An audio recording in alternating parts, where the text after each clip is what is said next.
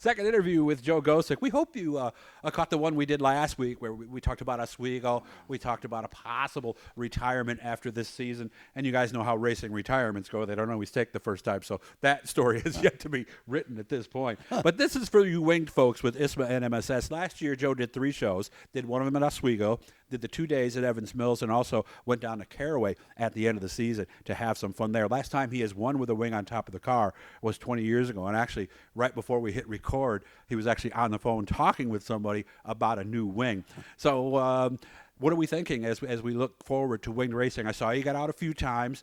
The wing didn't match. Was that like a borrowed wing or something like that? Yeah, that was a newer wing. We don't really have a new. I sold one of my wings that was older with my old car, and then I had a wing that we won a lot of races with back in the 90s and early 2000s, but we can't seem to make that work anymore, so we really need to upgrade to at least something that most guys are using, which would be a Butch Valley wing. Did you say like the side panels aren't as big as what some of the other guys are running or something like that? On that wing that a friend of mine designed way back when, yeah, it looks a lot smaller. Actually, the main works of it is not all that much smaller, but the side panels are really smaller. It makes it look like you got a smaller wing on it. People say, why are you running that smaller wing? Yeah.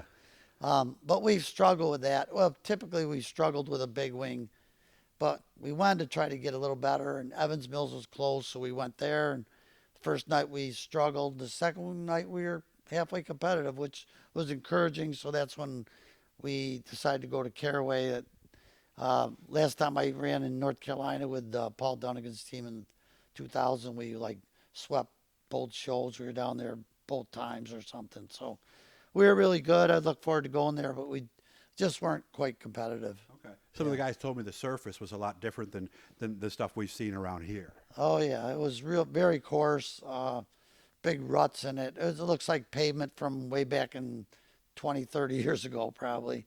Is it almost like that macadam that they run at some tracks down south, almost bumpy like a... Yeah. It had like almost like big rocks in it or whatever. Mm-hmm. Yeah. Yeah, it was an old surface.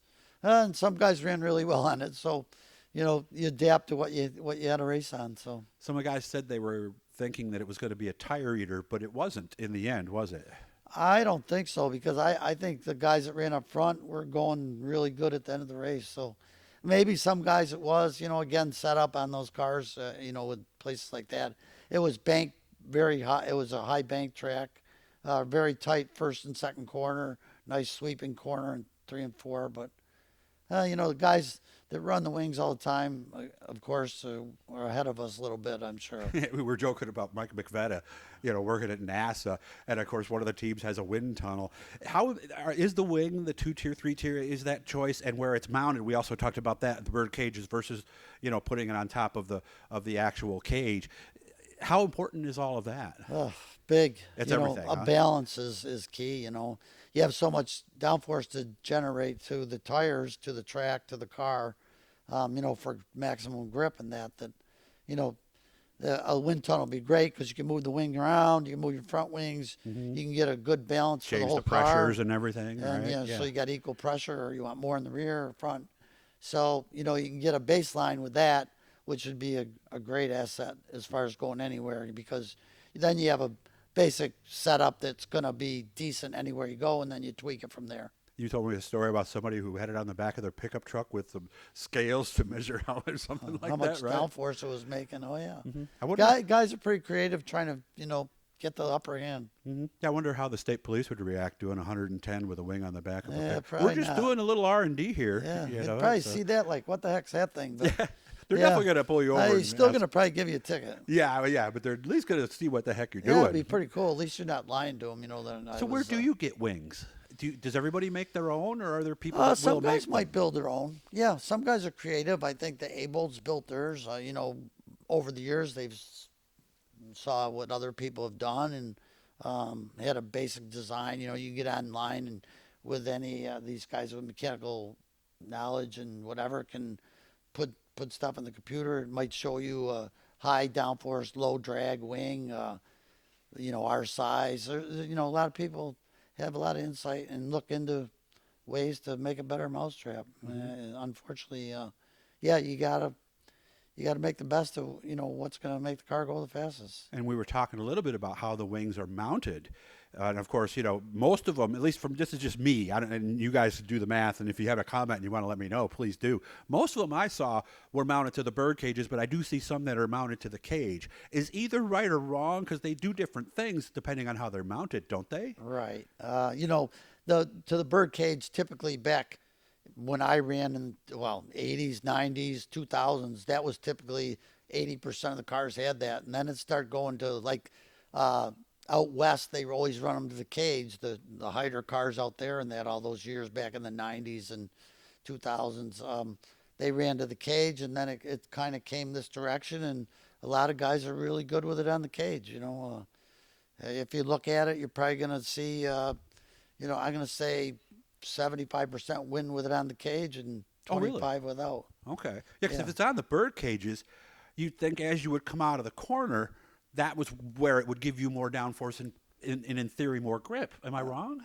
You would think so, but guys have played with springs and shocks, and now you got to drive the chassis through the springs to the tires. So typically an Indy car, that's what you have there. You have downforce in the chassis, in the wings and body work, and that's on the chassis, right? It's on the chassis, okay. and your springs are keeping it off the ground, and the combination works either way, I guess. Jonathan McKenna has that car. It's old style to the bird cages, and wherever he's been with that car, he's been dominant. So, and then you have Trent Stevens with it on the cage, good. Otto on the cage, good.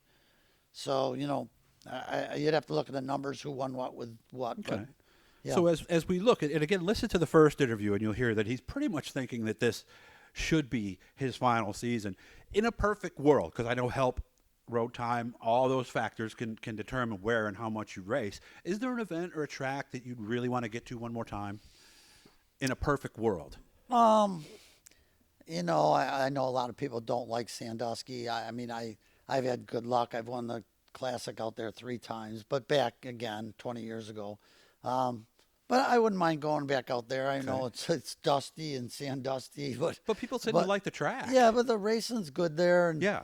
I'd like to go. I'd like to go back there one more time. And I'm not thinking where else. Star. We struggled there over the last races we've had there, but that was always a pretty neat place. A little bull ring, that was fun. And, well, how'd you like Evans Mills? But Evans Mills is good. That was fun little racetrack. Yeah. Star, they don't have supers on the schedule there. They do, but it's in the New England series, so they didn't go along with MSNS and ISMA. So I don't know. I think the shorter tracks probably be more fun for me. But I could understand we'll see if we could get going decent and we're competitive. That's the key. We really haven't been. It's kind of disheartening, but if we could get going a little better, I wouldn't mind traveling and supporting ISMA. It's a good group of people, a lot of good racers, very competitive racers. So it's their game now. They're the guys you got to beat. So yeah. We got about a minute left. What about Oswego? I know we want to go around there with a wing and have another strong run there before we say that's it, right? We'll see. We'll see if we can do some testing and again. Well, it makes sense. It's not even 5 minutes away. Yeah, I know, but if you go up there and you're a back marker, that's no fun either, even your own place, So okay.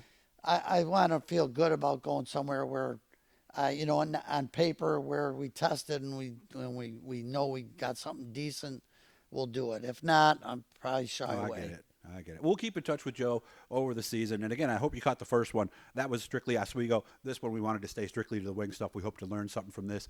I appreciate your time. I know you're a busy guy. You and I have done a few of these things to stop, and I really appreciate it, So thank you. And I hope you have a very Merry Christmas and a Happy New Year. You too. Yeah, I appreciate you taking the time to let the people hear what's going on. And again, make sure to subscribe. Turn on the notifications. If you have a request, send it to us or leave it in a comment. Thanks, Joe. Appreciate it again. Thank you. Thank you.